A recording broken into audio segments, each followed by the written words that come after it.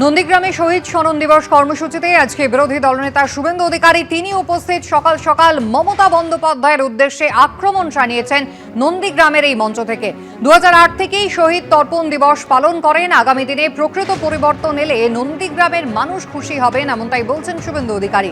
Mamata Bandyopadhyay 1,08,000 vote পেয়েছেন, কিন্তু নন্দীগ্রামে একদিনের জন্য আসেননি। কি বললেন দেখুন। আমরা 2008 সাল থেকে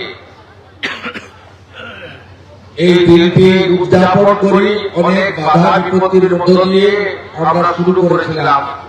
আগামী দিনে নিশ্চয়ই যে কথা দেবাশিস ভাই বলছিল প্রকৃত পরিবর্তন, সেই প্রকৃত পরিবর্তন এলে এই পরিবারগুলি সামগ্রিকভাবে এলাকার মানুষ তারা শান্তি পাবে, তারা খুশি হবে।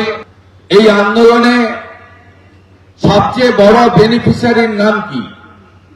সবচেয়ে বড় বেনিফিশিয়ারির নাম হলো এই রাজ্যের মুখ্যমন্ত্রী মমতা বন্দ্যোপাধ্যায়। সবচেয়ে বড় বেনিফিশিয়ারি। আপনি যদি নিজের দলের মুখ্যমন্ত্রী হতেন, আপনার জনপ্রিয়তা হতেন, তাহলে 2001 সালে আপনি মুখ্যমন্ত্রী হতেন। আর নন্দীগ্রামের জন্য আপনি মুখ্যমন্ত্রী হয়েছেন, তাই আপনাকে 13 বছর অপেক্ষা করতে হয়েছে 98 সাল থেকে 2011 সাল। আপনি 1,08,000 ভোট পেয়েছেন। একদিন নন্দীগ্রামে আসেননি গত 5 বছরে। নন্দীগ্রামের মানুষের খোঁজ নেননি, আপনি তাদের খবর রাখেননি। উল্টে কি করেছেন? আন্দোলনের নেতাদের নামে কেস তুলে দিয়েছিলেন। করেন তো নেই কিছু, আরো আন্দোলনের সঙ্গে যারা ছিল প্রত্যেককে আপনি বিপদে ফেলে দিয়ে চলে গেছেন। আজ নন্দীগ্রামে শহীদ স্মরণ দিবস পালন করল তৃণমূল এবং বিজেপি। একদিকে তৃণমূলের পক্ষ থেকে মোমবাতি মিছিল, অন্যদিকে বিজেপির পক্ষ থেকেও আলাদা কর্মসূচি পালিত হয়, যেখানে উপস্থিত ছিলেন বিরোধী দলনেতা শুভেন্দু অধিকারী। তিনি যেভাবে মুখ্যমন্ত্রী মমতা বন্দ্যোপাধ্যায়কে আক্রমণ করেছেন আপনারা শুনলেন, পাল্টা শুভেন্দু অধিকারীকে আক্রমণ করেছেন তৃণমূল কংগ্রেসের মুখপাত্র রিজু দত্ত। বলছেন নন্দীগ্রামের মানুষকে বোকা বানিয়েছেন শুভেন্দু, নন্দীগ্রামের মানুষ চাইছেন শুভেন্দু অধিকারী নামক পাপের থেকে মুক্তি। আর কি বলেছেন শোনাবো। দেখুন, নন্দীগ্রামের মানুষকে বোকা বানিয়ে এক বাটপার লোডশেডিং করে এই শহীদ যারা নিজেদের আত্মবলিদান দিয়েছেন নন্দীগ্রামের মাটির জন্য, তাদের লাশের ওপর দাঁড়িয়ে এখন বিধায়ক হয়েছে, বিরোধী দলনেতা হয়েছে। নন্দীগ্রামের মানুষ 5 বছর ধরে খুব ভুগেছে, খুব কষ্টে আছে। তাদের মনের কথাটা আমি শুধু স্টেজে বলেছি। নন্দীগ্রামের মানুষ চাইছে যাতে নন্দীগ্রাম পাপ মুক্ত হয়, আর সে পাপের নাম শুভেন্দু অধিকারী। নন্দীগ্রামের মানুষ চাইছে যাতে নন্দীগ্রাম আবার স্বাধীন হয়, যেভাবে বাংলা স্বাধীন হয়েছে। আর আগামী 2026-এর যে বিধানসভা 3 মাস বাদে হবে, সেই বিধানসভায় আমি আপনাকে দায়িত্ব নিয়ে বলছি, নন্দীগ্রামের মানুষ প্রতিজ্ঞাবদ্ধ যে তারা এই বাটপারকে ছুঁড়ে ফেলে দেবে।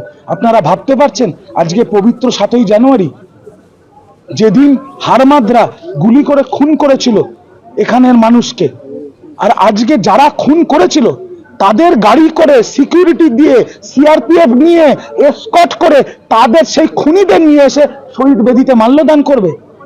এর থেকে বড় অপমান কিছু আছে শহীদদের? নন্দীগ্রামে ভূমি উচ্ছেদ প্রতিরোধ কমিটির ব্যানারে শহীদ স্মরণ সভা তৃণমূল কংগ্রেসের। সকালে ভাঙাবেড়া ব্রিজের কাছে মোমবাতি মিছিল করে শাসক দল। মিছিলের পর শহীদ বেদিতে তারা মাল্যদান করেন। স্থানীয় তৃণমূল নেতৃত্বের সঙ্গে ছিলেন দলের মুখপাত্র রিজু দত্ত।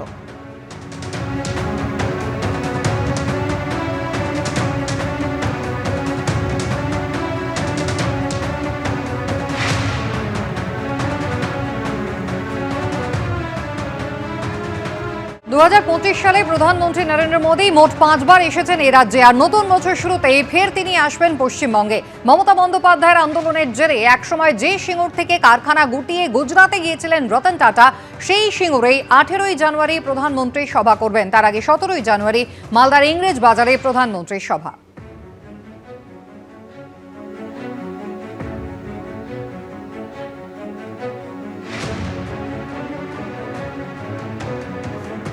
মোদিজির সভা হবে সিঙ্গুরে, ঐতিহাসিক জনসভা হবে। কারণ মনে আছে এই সিঙ্গুরের জমি ছেড়ে টাটা চলে গেছিল, রতন টাটা চলে গেছিল, স্বর্গীয় রতন টাটা, এবং বলে গেছিলেন যে আমি ব্যাড এম ছেড়ে গুড এম এর কাছে যাচ্ছি।